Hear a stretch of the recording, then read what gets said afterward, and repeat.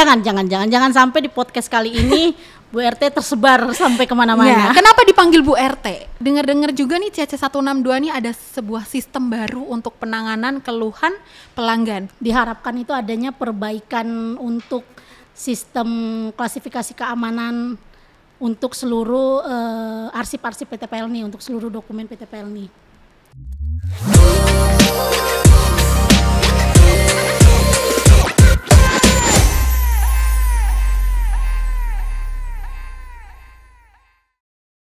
Hai Insan Pelni, ketemu lagi bareng saya Nadia di obrolan Dek 7 by Korkom. Kita kedatangan seorang tamunya deket banget dari bangku saya soalnya.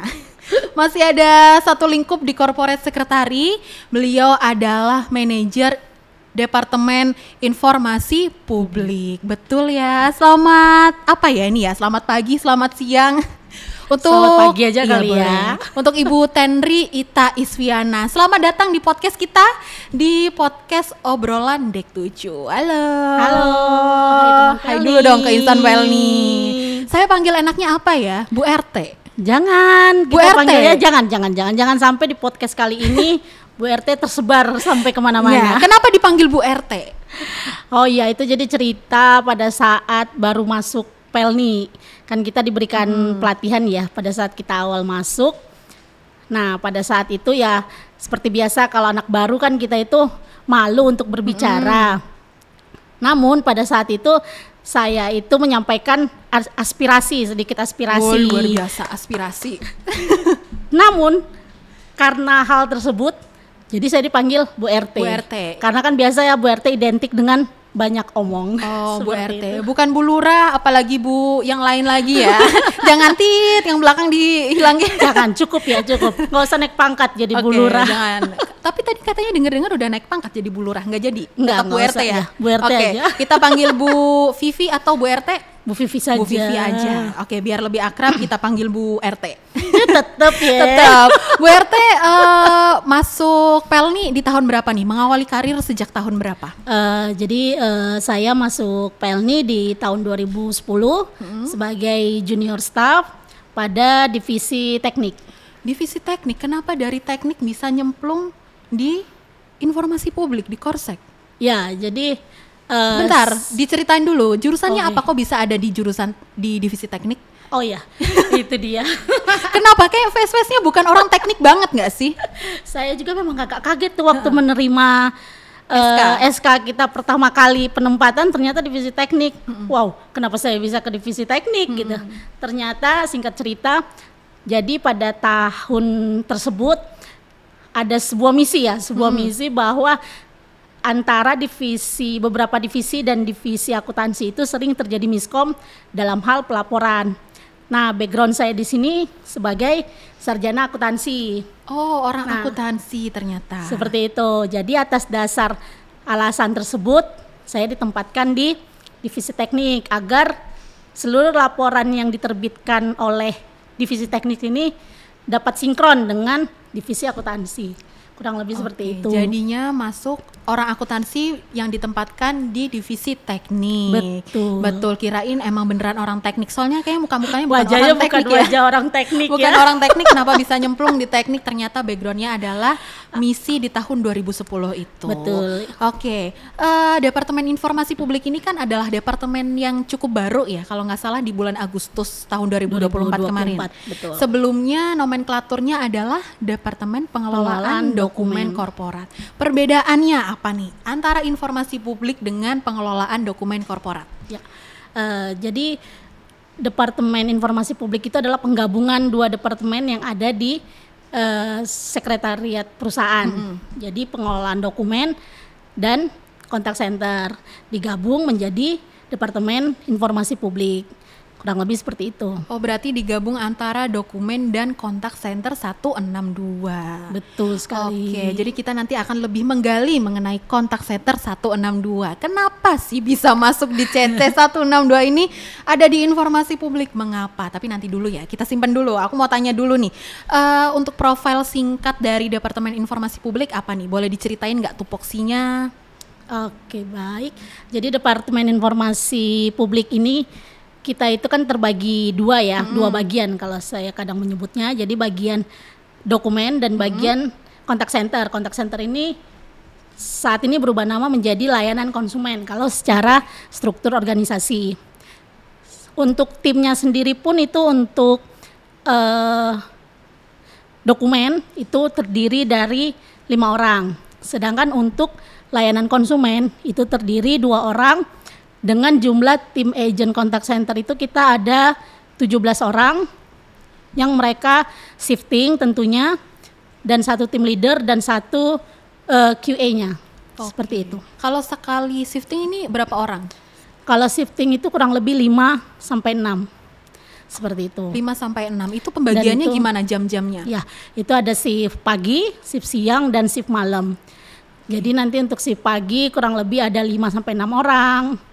Kemudian shift siang juga 5 sampai 6 orang. Nah, untuk shift malam ini khusus nih, spesial khusus 1 orang saja. Oh, cuma 1 orang. Ya, tapi tetap melayani 24 jam. Betul, 24 jam 7 hari. Meskipun jam 1 malam, jam 2 malam tetap harus on. Tetap harus on. Oke, kalau untuk informasi publik ini ya, kan pasti ada keterkaitannya dengan keterbukaan informasi publik. Ini juga dihandle oleh Bu RT. Ya, oleh Departemen Informasi Publik. Iya, betul. Aku sedikit cari datanya nih, kalau untuk keterbukaan informasi publik ini, Pelni ini selama bertahun-tahun itu kategorinya masuk di tidak informatif. Setelah Bu Tenri masuk, Bu Vivi masuk ini di tahun 2022 ya, itu langsung dari tidak informatif melesat menjadi informatif, betul? Betul. Dan waktu itu kalau ya, nggak salah di tahun 2022 peringkat berapa? Kita peringkat ke-6. 6. Dari Wah, luar biasa. 19 BUMN yang dari informatif. 19 BUMN yang informatif. Itu bisa diceritain nggak kenapa sih dari tidak informatif kok bisa langsung loncat jadi ranking 6 informatif? Boleh? Ya. Sebelumnya itu kita juga harus mengucapkan terima kasih tentunya ya kepada para seluruh user, dikarenakan untuk keterbukaan informasi publik ini sendiri kita ada kayak pengisian kuesioner sebelum penilaiannya. Nah, untuk mengisi kuesioner itu kita harus berkolaborasi antar seluruh departemen yang ada di PT Pelni ini untuk mengisi jawaban kuesioner tersebut. Nah, jadi pada saat di 2022 itu kita membentuk tim PPID dan SK untuk layanan informasi publik ini untuk memfasilitasi keterbukaan informasi publik ini. Nah, alhamdulillahnya bisa melesat seperti yang kata Kakak Nadia tadi ya, dari tidak informatif menjadi informatif. Tentunya ini kerjasama yang baik nih antar tim PPID dan seluruh user terkait dalam pemenuhan datanya. Kurang lebih seperti itu. Namun pada saat selanjutnya di tahun 2023 dulu nih naik peringkat, jadi peringkat berapa? Oh ya, untuk penilaian itu kan rutin ya, setiap tahun dilakukan oleh Komisi Informasi Pusat Republik Indonesia.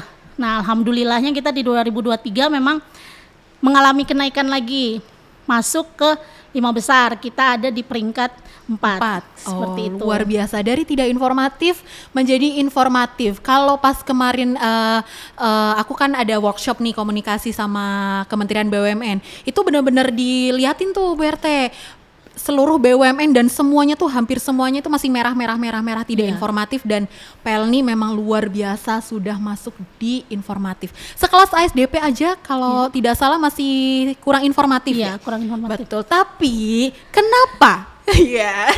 Ada backsoundnya ya nanti. Ada kenapa di tahun gitu ya. 2024. Ada sedikit penurunan dari ranking 4 ya menjadi 29. Tapi masih tetap di informatif ya. Yang penting masih ada di skala informatif.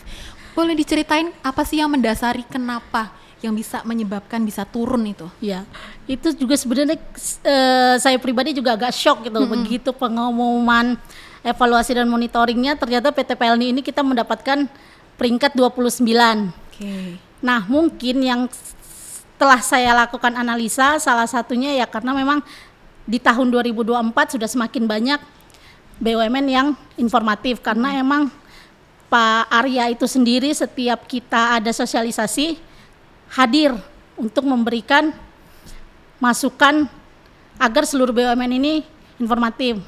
Nah, alasan keduanya itu setelah tadi yang saya ceritakan bahwa kita pengisian kuesioner, diadakan presentasi.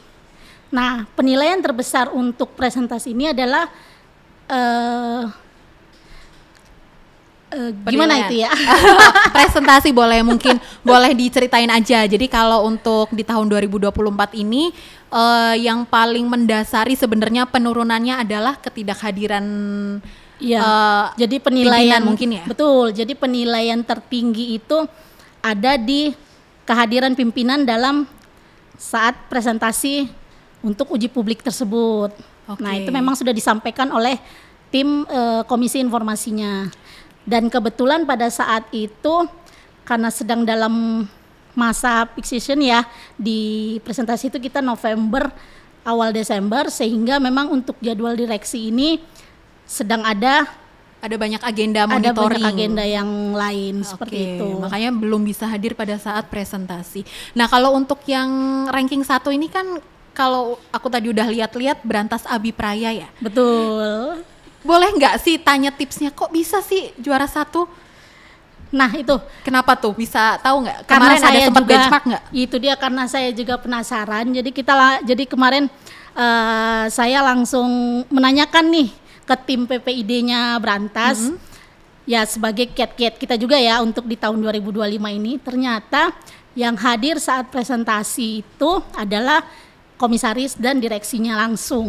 Wow, luar biasa. Memang direksi dan komisarisnya hadir langsung untuk presentasi KIP kemarin ya. Harapannya di tahun 2025 ini berarti manajemen juga bisa ikut hadir untuk presentasi ya, agar keterbukaan informasi publik kita juga semakin diakui oleh KIP Pusat. Betul. Bu RT? Oke, betul sekali. Kita mau ngomongin tentang CC sedikit nih sebelum kita masuk ke segmen 2. Aku mau nanya nih Bu RT nih, kontak center 162 atau layanan konsumen ini masuk di Departemen Informasi Publik. Nah, ada keterkaitannya nggak sih sama informasi publik atau keterbukaan informasi publik? Kenapa CC 162 bisa masuk di tempatnya Bu RT? Ya. Nah, karena tadi udah dibahas tentang keterbukaan informasi publik, jadi keterbukaan informasi publik ini emang salah satu medianya dalam hal kita memberikan informasi kepada eksternal itu adalah melalui kontak center. Jadi kita ada beberapa media penyampaian. Bisa datang langsung ke PT Pelni, kita punya ruang PPID di kantor pusat lantai 1 ini, ataupun melalui website PPID di ppid.pelni.co.id, ataupun melalui kontak center Pelni 162. Nah, keterkaitan kontak center dan Departemen Informasi Publik itu terlihat dalam contoh, misalnya ada yang menanyakan jadwal kapal, ada yang menanyakan tarif, seperti itu. Karena informasi-informasi itu termasuk dalam informasi publik yang ada di keterbukaan informasi ini. Jadi itu asal mulanya kenapa kontak center 162 masuk di informasi publik, karena ada kaitannya juga dengan keterbukaan informasi publik ya. Termasuk pelanggan ini bertanya-tanya seputar tiket kapal, kemudian jadwal kapal, kemudian produk-produk Pelni lainnya. Oke, sebelum kita gali lebih jelas mengenai Departemen Informasi Publik dan juga kontak center 162, kita akan break dulu sejenak Bu RT, kita minum-minum dulu dan setelah ini kita akan masuk di sesi yang kedua. Oke.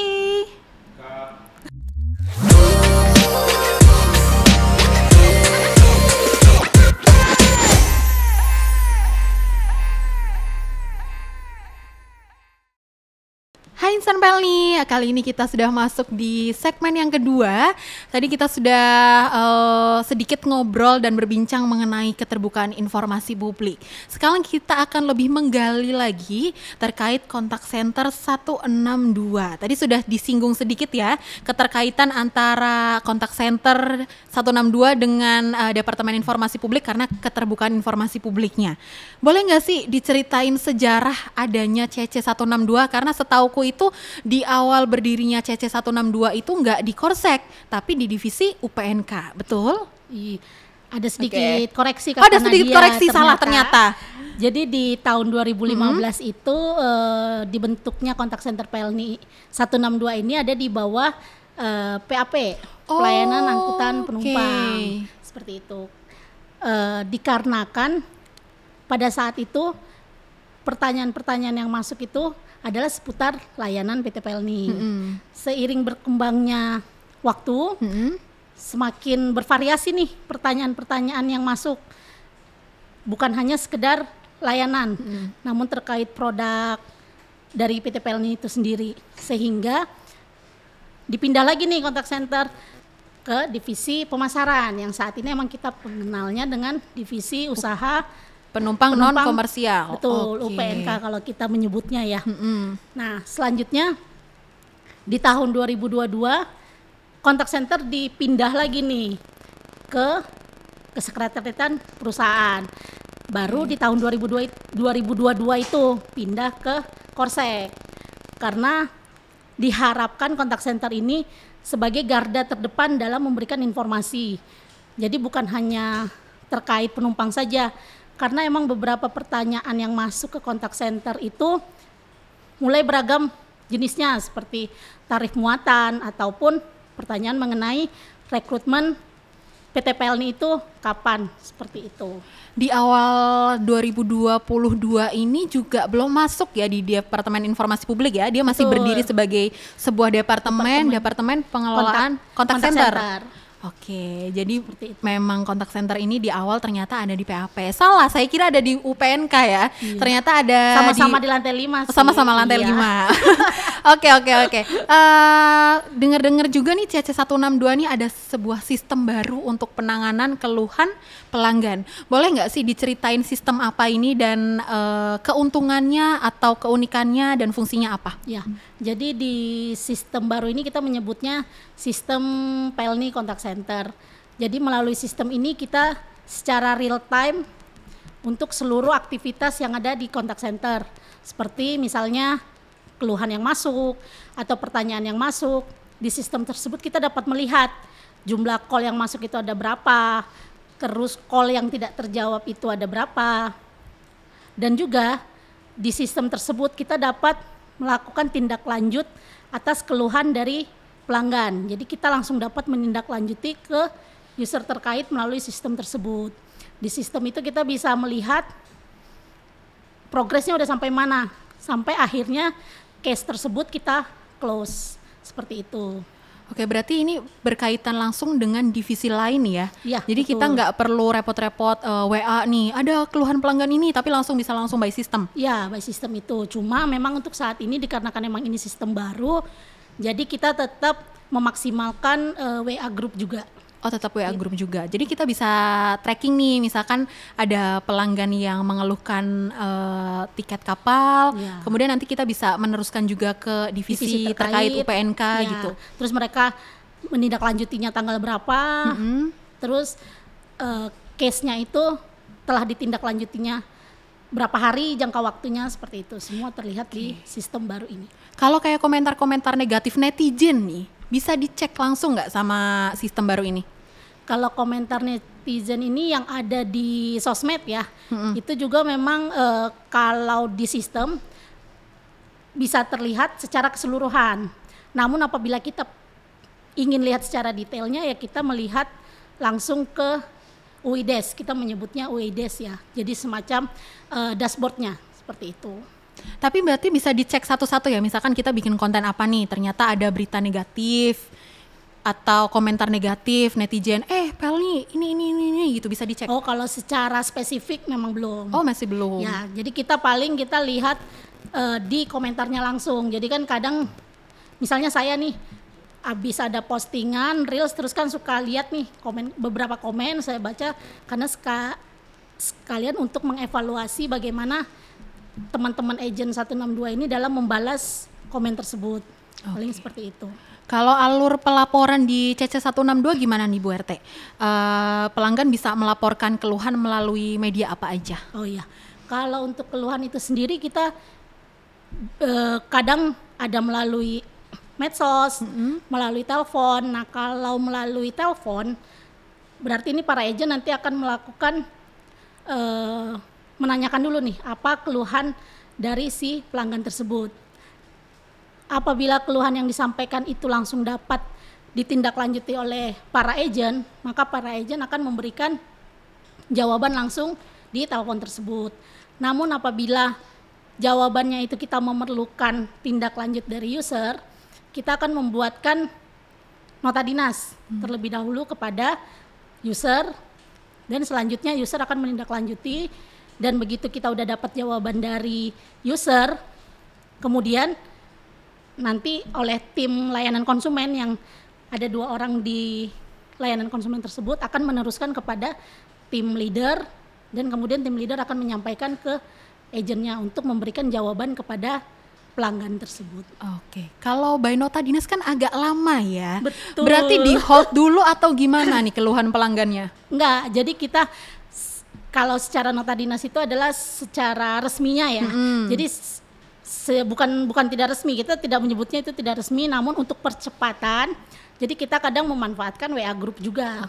Atau kita saat ini sedang membuat tim counterpart, SK tim counterpart, di mana di SK tersebut kita menyebutkan divisi-divisi mana yang akan terkait dengan penanganan keluhan ini, dan nanti akan menindaklanjuti keluhan yang kami sampaikan. Oke, berarti counterpart ini bertugas untuk bertanggung jawab menangani keluhan-keluhan pelanggan yang memang yang dibutuhkan yang harus percepatan ini ya biar nggak lama. Karena kalau nungguin nota dinas atau balas WA group gitu kan kadang suka lama ya. Berarti di holdnya juga lama teleponnya. Kalau misalkan nih saya telepon nih, Pak, gimana nih rute ini kok ada keterlambatan? Oh, kalau misalnya yang tadi yang tidak bisa terjawab ya tentunya kita tutup dulu teleponnya, nanti kita tindak lanjuti. Kita kan di kontak center itu ada nomor tiket atas keluhan tersebut. Di tiket tersebut kita mendapatkan informasi seperti misalnya kontaknya orang tersebut ataupun emailnya orang tersebut, nanti kita akan menghubungi balik lewat telepon ataupun email. Selama ini sudah ada keluhan pelanggan yang seperti itu atau belum, yang diteruskan melalui email atau ditelepon balik oleh CC 162? Oh ya, banyak itu Kak. Oh banyak, malah banyak. Yang ditindaklanjutnya agak lama itu berarti malah cukup banyak ya? Ya, salah satunya itu mungkin tentang apa, mungkin boleh diceritain? Ya, salah satunya itu tentang pembatalan tiket penumpang, batal by system. Kalau kita menyebutnya itu adalah batal by system. Jadi misal penumpang yang udah membeli tiket, pada saat dia melakukan pembayaran ternyata dana masuk ke PT Pelni, namun oleh sistem itu dibatalkan. Jadi si penumpang tidak mendapatkan tiket atas pesanannya. Tapi udah bayar posisinya? Ya, posisinya sudah bayar. Wah, agak kesel itu ya. Udah bayar tapi tiketnya nggak muncul. Ya, itu dikarenakan memang secara waktunya itu memang sudah habis. Jadi waktu habis baru dibayarkan oleh si customer. Sehingga kita sudah batal by system, dia bayar, tiket tidak dapat, seperti itu. Itu rata-rata berarti pemesanan melalui aplikasi Pelni Mobile, ya? Atau ada beberapa. Berarti ada juga yang memang mereka pesan melalui website. Oke. Website dan Pelni Mobile, berarti memang harus diperbaiki sistemnya juga ya untuk pemesanan tiket. Betul. Nah, mau tanya nih Bu RT, apakah keluhan pelanggan terbanyak di tahun 2024 kemarin? Nah, itu dia Kakak Dede yang udah tadi saya sampaikan, batal by system itu. Batal by system menjadi keluhan pelanggan terbanyak. Keluhan pelanggan terbanyak. Jadi dari 468 keluhan di tahun 2024, itu sekitar 200-an adalah keluhan batal by system. Wow, berarti itu hampir 50% lebih untuk keluhan pelanggan. Kalau untuk keluhan pelanggan yang terbawah, kira-kira apa yang di antara 468 ini? Yang ada 2024 itu 2024 seperti tentang apa? Rekrutmen. Jadi misalnya jadwal rekrutmen, misalnya pengumumannya yang tidak terlihat di sosmed, seperti itu. Ada yang nanyain tentang rekrutmen? Ada ternyata. Ada ya ternyata. Kirain seputar layanan pelanggan, kemudian keterlambatan. Ternyata ada rekrutmen juga, nanya lewat CC 162. Oh, luar biasa sekali ya. Kalau untuk selama Bu Vivi ini menangani kontak center 162, kira-kira ada keluhan atau omelan pelanggan yang paling unik dan paling lucu deh di tahun 2024 ini?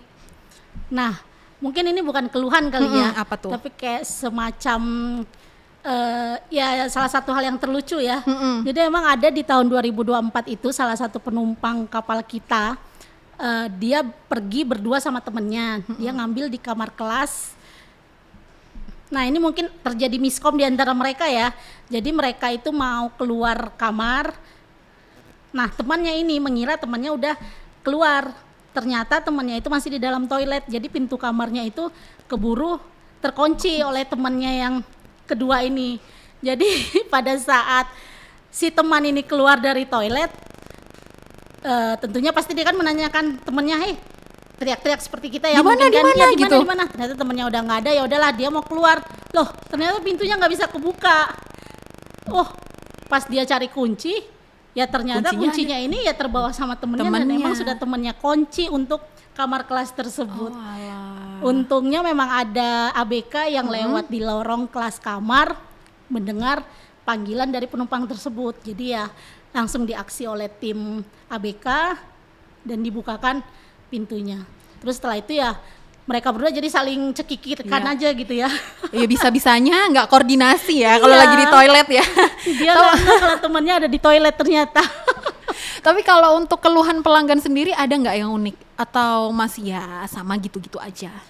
Nggak ada, belum ada. Kalau misalnya keluhan ini kan kalau zaman sekarang emang sosmed sudah bisa memberikan komentar apapun ya. Jadi ya memang ada paling komentar-komentar negatif yang memang ya kalau dari sisi kita melihat mudah-mudahan ini sebagai perbaikan untuk PT Pelni tentunya seperti itu. Oke.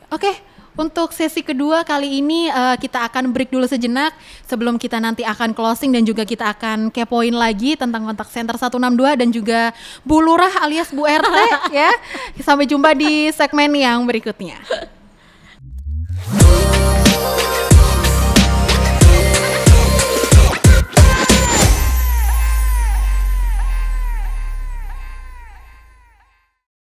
Hai Insan Pelni, kali ini kita sudah masuk di sesi yang ketiga obrolan Dek 7 by Korkom Pelni.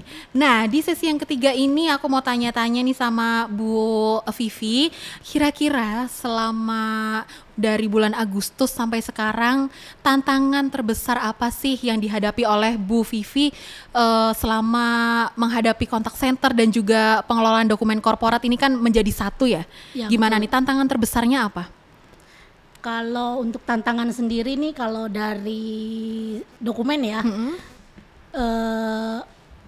diharapkan itu adanya perbaikan untuk sistem klasifikasi keamanan untuk seluruh arsip-arsip PT Pelni, untuk seluruh dokumen PT Pelni. Jadi misalnya ada yang akan menyalahgunakan dokumen tersebut, kita bisa tahu nih siapa yang menyebarkan dokumen tersebut ke eksternal seperti itu. Kalau untuk di kontak center sendiri tantangannya itu ya kita sebagai garda terdepan ya dalam memberikan informasi perusahaan. Tentunya kami berharap nih dari seluruh user-user terkait ini di PT Pelni kita dapat selalu diberikan sosialisasi apabila memang ada terkait produk baru ataupun layanan baru sehingga pada saat customer menanyakan ke kontak center, kita bisa memberikan jawaban secara tepat dan akurat. Betul, jadi nggak perlu pakai nanya-nanya lagi sebenarnya ya kontak centernya ya. Betul. Jadi dia harus udah tahu produk dari Pelni apa yang terbaru, produk yang memang saat ini lagi dijual lah intinya lah sama Pelni ya. Betul, apa yang ditawarkan, apa yang dipasarkan oleh Pelni, jadi teman-teman kontak center atau agentnya ini paham jawabannya nggak salah ya, betul. Oke, kalau untuk harapannya nih, apa nih kira-kira untuk di tahun 2025 ini? Harapannya sendiri tentunya kembali lagi ya karena kita sebagai garda terdepan jadi kita bersama seluruh user ini dapat berkolaborasi dalam segala hal baik pengupdatean produk, pengupdatean layanan ataupun misalnya kayak sekarang yang lagi digembar-gemborkan ini adalah tentang e-boarding. Nah tentunya kami mendapatkan informasi tentang e-boarding itu seperti apa mekanismenya, atau syarat-syaratnya seperti apa. Harapannya seperti itu, Kak. Oke, harapannya ada sosialisasi lah minimal ya untuk teman-teman agent agar dia lebih paham tentang produk-produknya. Nah, kalau untuk kontak center 162 ini kan salah satu tupoksinya ada WA Blast. Itu nggak kenal waktu, bisa hari Sabtu, hari Minggu, jam 12 malam, jam 1 pagi, kemudian subuh-subuh. Betul banget. Betul kan ya? Betul. Suka dukanya gimana sih? Ya, Wah, jadi itu. manajernya. Digangguin Banyak juga sukanya, dong. banyak sukanya. Digangguin juga kalau tengah malam gitu. Pasti itu ya, Pasti. pasti. Kita harus standby karena timnya 24 jam 7 hari, jadi tentunya ini kita sebagai manajernya juga tentunya harus standby ya, karena kadang ada beberapa hal yang harus kita koordinasikan. Ya, jadi ya sukanya itu banyak lah pastinya ya. Salah satunya ya kita jadi sering berkoordinasi bersama Kaca, bersama K-Ops ataupun teman-teman yang ada di cabang. Apalagi misalnya ternyata ada omisi yang harus dia pembatalan 100%. Nah, tentunya kita berkoordinasi ke UPNK bagaimana sistem untuk pembatalannya, bagaimana syaratnya, jangka waktunya berapa lama. Nah, itu ya kita anggap sebagai sukanya aja. Jadi kan kita jadi tambah banyak teman ya. Iya, betul. Tengah malam loh digangguin. Gimana Bu RT? Masih betah ya? Alhamdulillah. Alhamdulillah masih betah digangguin 24/7 loh Insan Pelni loh ya. Ngurusin pelanggan ini yang memang banyak sekali maunya ya, luar biasa. Ada dong satu pesan atau pesan-pesan khusus buat seluruh Insan Pelni nih, khususnya terkait kontak center atau mungkin pengelolaan media sosial lebih tepatnya ya, karena kan berkaitan juga dengan penanganan keluhan pelanggan. Ada nggak sih pesan-pesannya buat Insan Pelni? Ya, jadi kan di zaman sekarang ya media sosial itu memang sudah menjadi salah satu yang sangat dimudahkan aksesnya ya. Nah, jadi mungkin harapan kami lah ya, mungkin pesan juga untuk seluruh Insan Pelni dalam memberikan pelayanan itu kita memberikan pelayanan yang maksimal, dan juga kita menggunakan salam senyum, sapa, dikarenakan apabila ada customer atau pelanggan yang tidak suka dengan perilaku kita ataupun ternyata tidak puas dengan pelayanan kita, tentunya mereka bisa langsung Telepon, menyampaikannya, betul. bisa langsung menyampaikannya di media sosial ataupun telepon nih ke kontak center Pelni 162. Tuh. Jadi tentunya tahun ini kita berharap keluhan-keluhan di tahun 2025 ini tidak meningkat ya dibandingkan tahun 2024. Nah, semoga berkurang dari 468 mungkin jadi 200 gitu. Jangan banyak-banyak kalau keluhan pelanggan mah. itu dia, betul ya. Oke. Tapi ya balik lagi, emang keluhan itu kita menanggapinya secara positif, itu untuk perbaikan kita PT Pelni ke depannya seperti apa. Betul, berarti kalau misalkan keluhan pelanggannya semakin berkurang, kan berarti pelayanan Pelni semakin meningkat dan semakin membaik. Betul sekali. Kita tadi udah ngomongin kontak center 162, sedikit saya mau singgung terkait kearsipan nih Bu RT nih. Kemarin kayaknya di awal-awal tahun ada yang gubrak beres-beres ruangan ya. Betul ada sidak kan? Ada sidak ya tiba-tiba. Ada sidak dari Bu Dirut terkait tata ruang di kantor pusat untuk menjadi lebih bersih dan rapi. Nah, salah satunya yang kena juga tempatnya Bu RT, bagian arsip. Gimana kemarin? Boleh dong ceritain gimana tiba-tiba dipanggil untuk ikut dampingin keliling ya dari lantai 1 sampai 10 ya? Dari lantai 1 sampai lantai 10. Tiba-tiba diadakan sidak kebersihan ruangan, dan salah satunya itu adalah arsip. Ya kita tuh senengnya karena jadi terbantu nih, kerjaan kita setahun selesai dalam 3 hari. Udah selesai berarti kearsipannya? Udah kelar? Tentu tidak. Kan itu baru movingnya saja ke Kemayoran. Nah, sekarang jadi PR-nya itu kita ada di Kemayoran. Jadi kita akan melakukan penataan di Kemayoran, ahli media, kita pisahkan mana yang arsip untuk disimpan, mana yang arsip untuk dimusnahkan. Nah, selanjutnya untuk yang dimusnahkan nanti kita berkoordinasi dengan Andri, seperti itu. Oke, mungkin boleh pesan-pesannya. Tadi kan kita pesan-pesan terkait kontak center, pesan-pesan terkait kearsipan khususnya teman-teman yang di cabang nih. Karena kan kalau untuk kantor pusat ya oke lah, masih kita bisa handle di kantor pusat. Kalau untuk kantor cabang kan agak sulit ya, karena mungkin 43 kantor cabang agak susah ya, keliling dari ujung ke ujung, Bu. Mungkin ada pesan-pesannya. Iya, mungkin untuk teman-teman di cabang, untuk arsipnya juga tetap bisa berkoordinasi dengan kami, dan untuk pemusnahannya itu sendiri jangan langsung dimusnahkan, tetap harus berkoordinasi dengan kami di pusat, karena kita harus mengetahui dokumen-dokumen apa aja yang dimusnahkan.